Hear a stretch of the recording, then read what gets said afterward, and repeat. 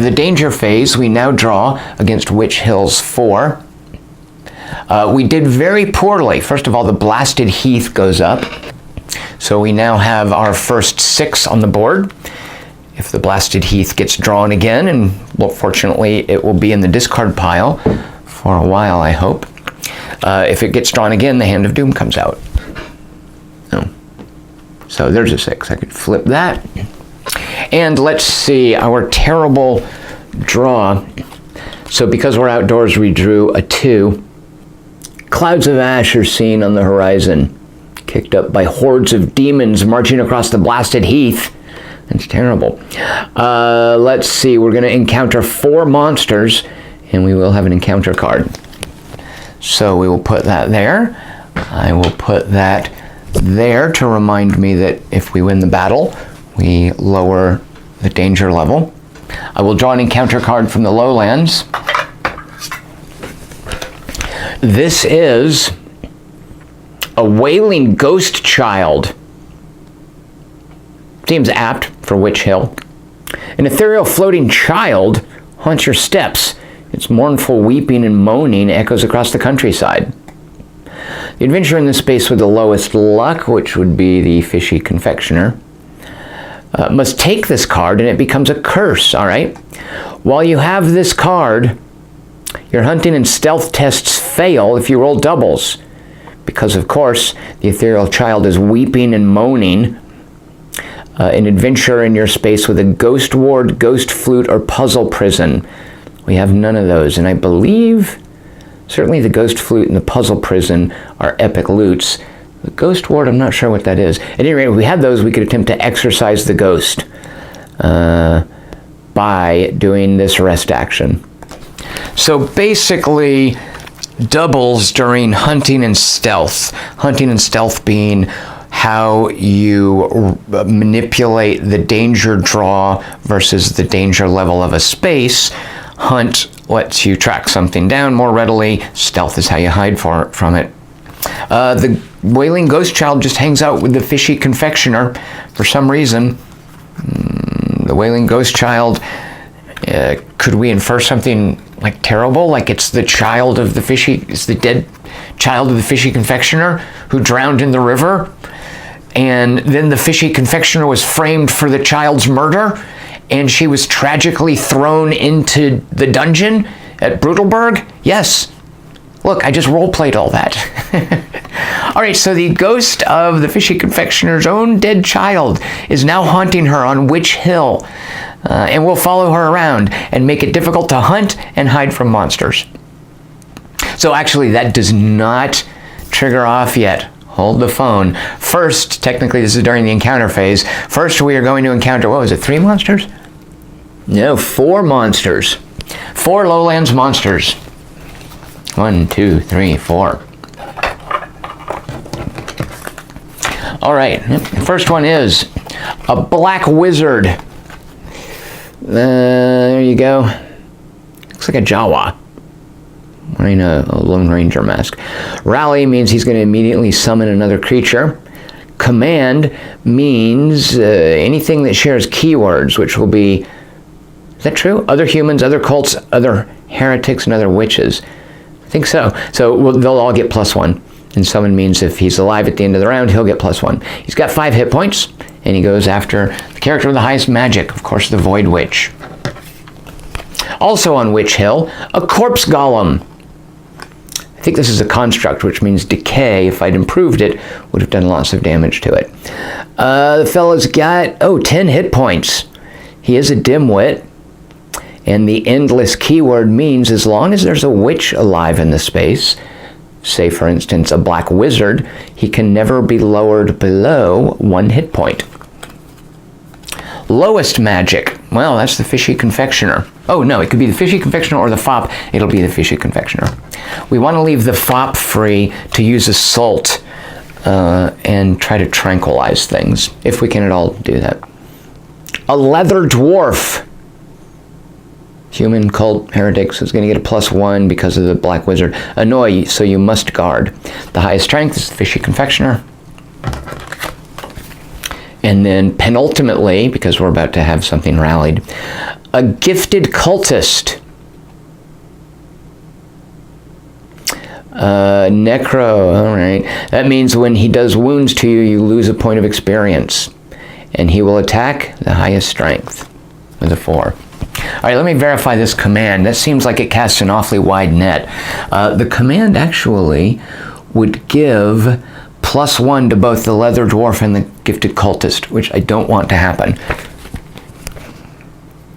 All other monsters in the same space with lower value and at least 1 class matching. Well, lower value still applies to both of these guys. So a couple of things happen. This black wizard is part of some synergies that are unfortunate for us. The synergies are this corpse golem. Let's see what he thinks his attack is. It's a 5, which is what it really is. So I'm not even going to put that there because after the first round, it goes to a 5. The leather dwarf will have an attack of 4 actually, and the gifted cultist will have an attack of 5. Those are added by the command ability of the black wizard. And the endless ability means this guy cannot be lowered below 1 hit point until we take care of the black wizard, which will be a priority. The black wizard also rallies, which means he will be summoning a... This doesn't look too bad. A mega rat. Obviously worse than a regular rat. One of the advantages I can tell right off the bat of this mega rat, he doesn't share any keywords with the black wizard. Infect, all right, well that's bad. So if he does any wounds, which an attack of 5 means it's certainly possible, that character will get an infect token, which means she cannot heal hit points. Highest agility is the Void Witch or the Fugitive Fop. Let's put the Mega Rat on the Void Witch. All right, those are all the rival abilities resolved. Highest perception, the Fugitive Fop's attack. Obviously in assault mode, who can we try to tranquilize? So the tranquilizer will have the attack value of any creature. I think we're going to try to tranquilize the Mega Rat. So the tranq darts are loaded. We are rolling against the Fugitive Fop's perception of 8. Here is the power die. It is a hit for 4 points of damage. The dice exceed the hit points, so it is a dazed Mega Rat, which is also 1 point away from being dead. Oh, I should have shot the stupid black wizard because he's going to summon something. Dagnabbit. You know what? I'm fine with that. More experience points.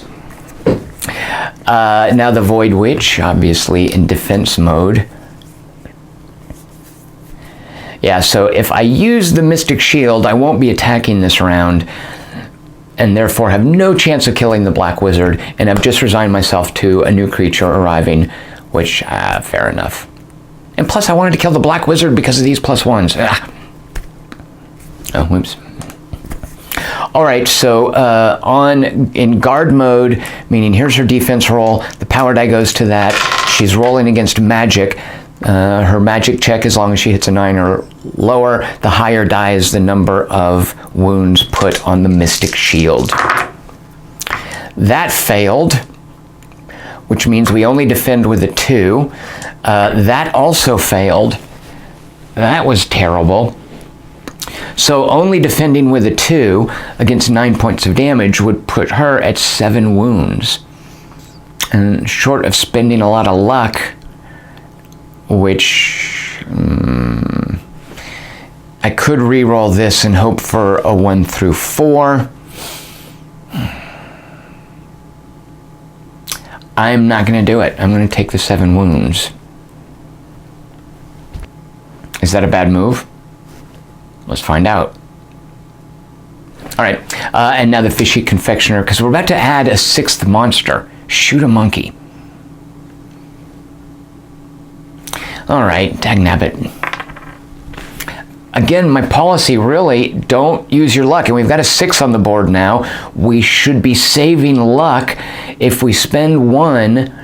And we've got a total right now of, if we spend 1, right now we could only afford, quit rationalizing, spend the stupid luck.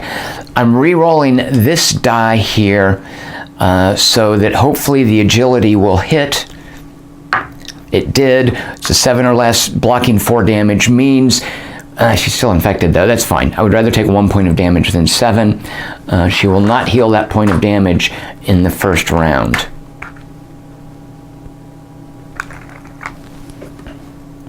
So let's just make sure she doesn't take any more damage.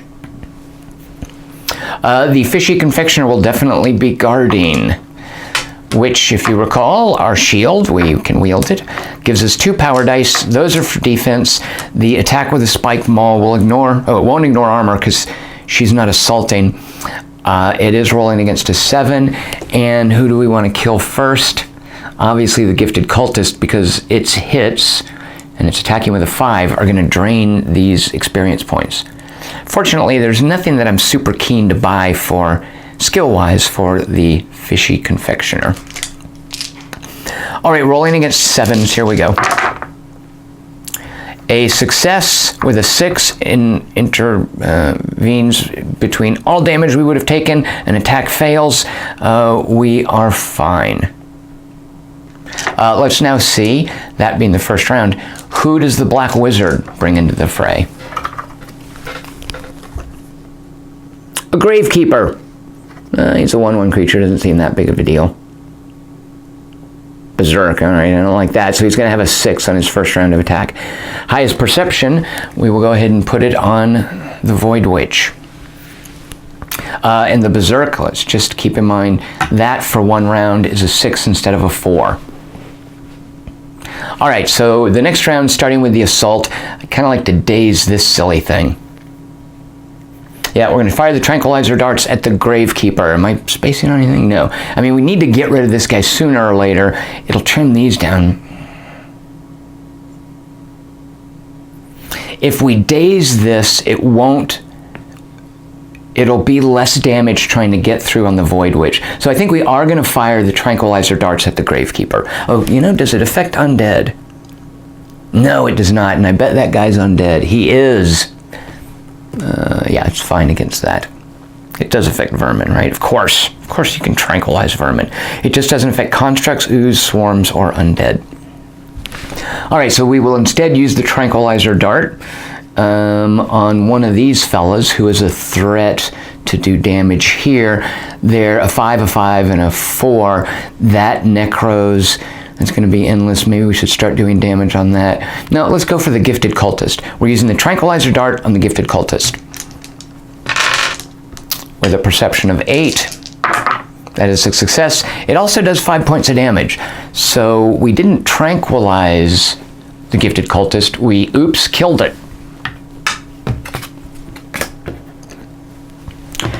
The Void Witch, once again, what are the odds of 2 failures? Will do a magic check to try to raise her Mystic Shield. This is her defense using the power die. The defense is with an agility of 8. The magic roll is with a magic of 9. Defended against 5 points of damage and failed to raise the Mystic Shield again. That's magic for you. You know, unreliable. Where is it when you need it? All right, that was the defense for the Void Witch. We now go on to the Fishy Confectioner with a shield, defending, using agility of 7, attacking with a strength of 7. And the attack will be applied to the... Let's go for the Corpse Golem. Even though we can't kill it yet, let's start piling some damage up on it. The defense failed, but I can apply a 4 and a 3 to intercept damage. The attack succeeded, that's good news.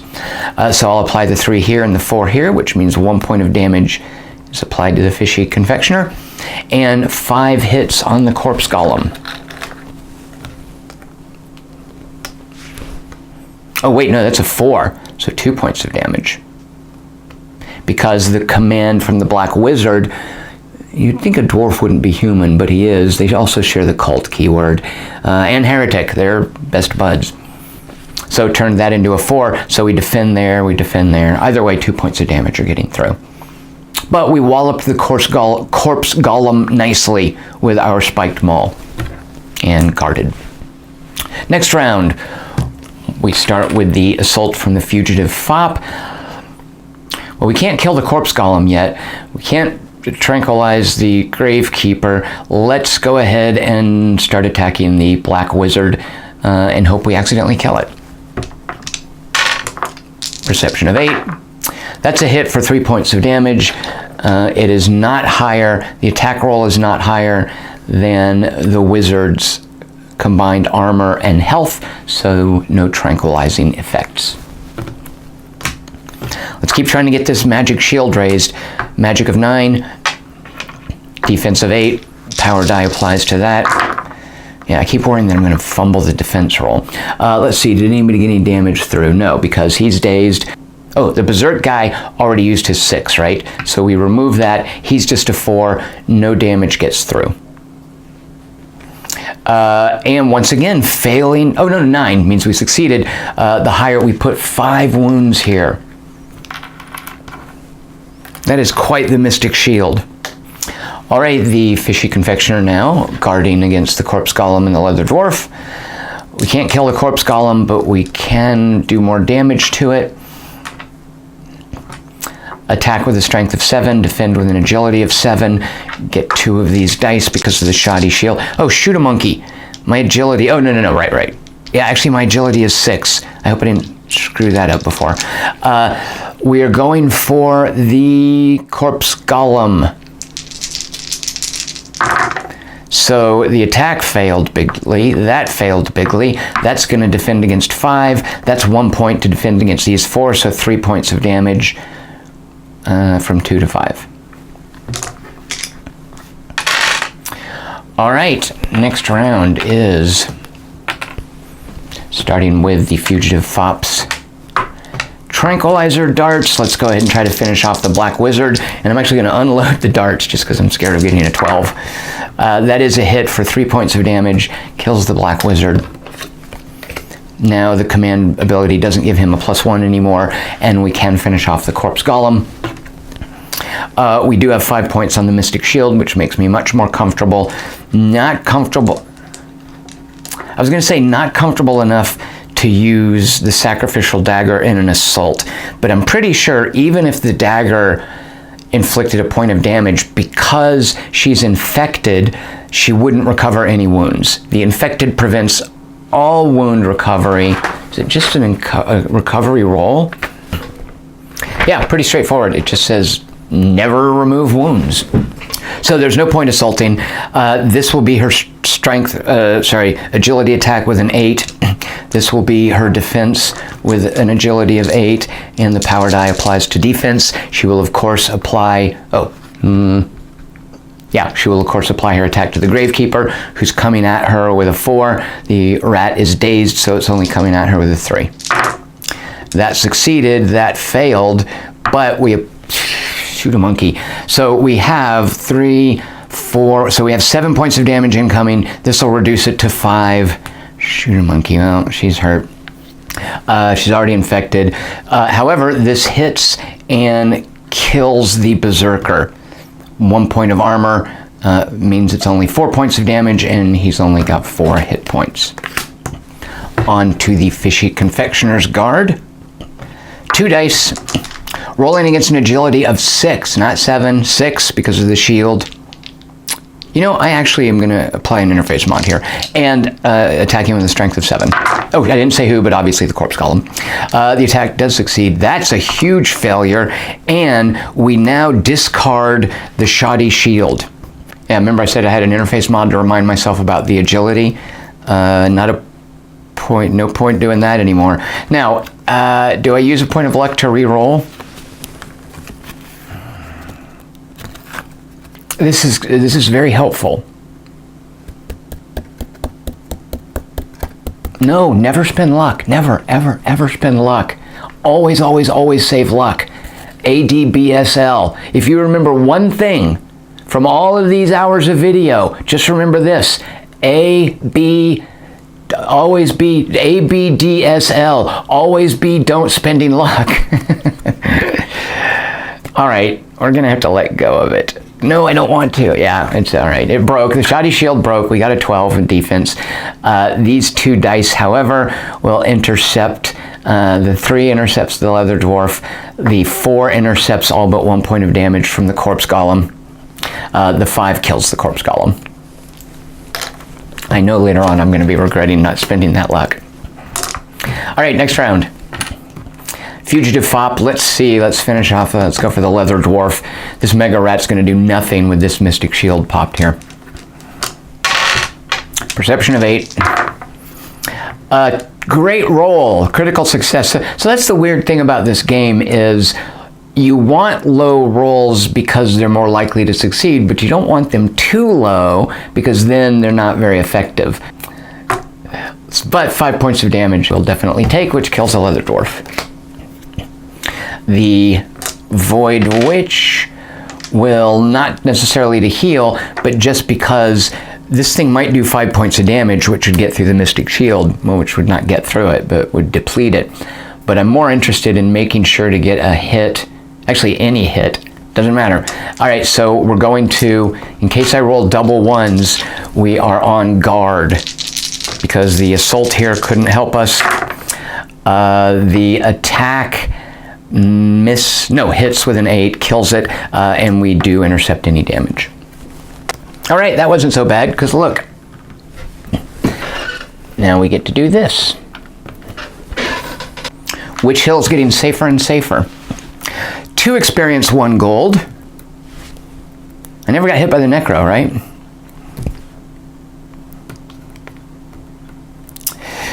Two experience, 1 gold.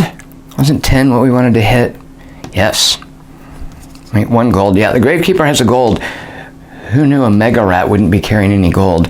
And 4 experience, which puts us above the 13 we want. Plus 4 gold. All right, I'm quite happy with that encounter. Now the Wailing Ghost Child haunts the Fishy Confectioner. That was an awfully morbid backstory I came up with. All right, we have explored Witch Hill. It is that, what is this? Yeah, that was just the card I just drew. We've explored Witch Hill. That's 1 more step towards connecting Pigskin Port through the Watchtower to Gutfish Ford. We will, we will cautiously walk out along this path and draw. I might want to rest first. The Void Witch isn't in great shape. So I will retract that cautious walk onto that path, and I will rest in Witch Hill. So Witch Hill has a danger level of 3.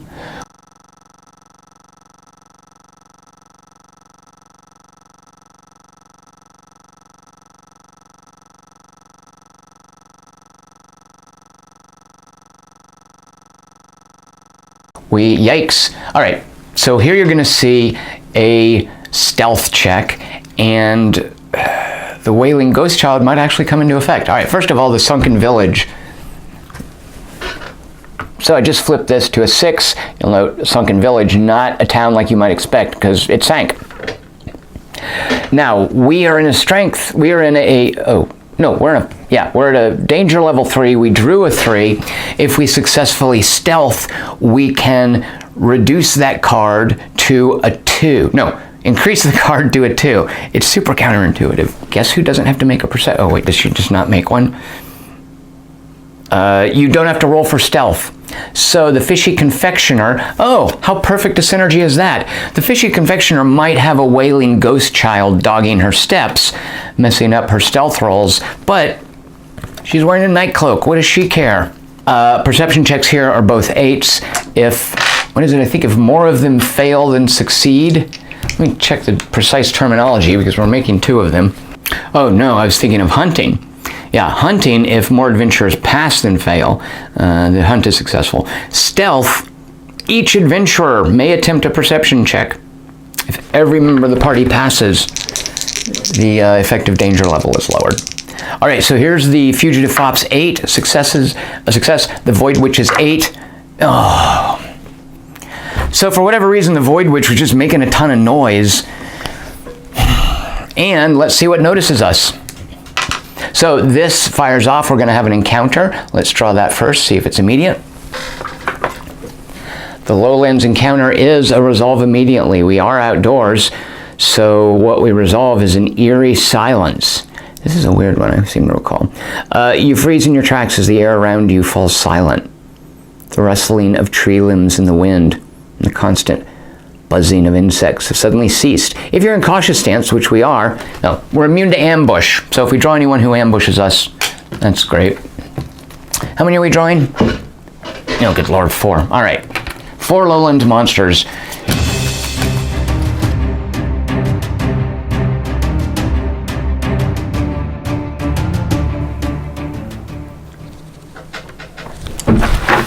Oh, shoot a monkey.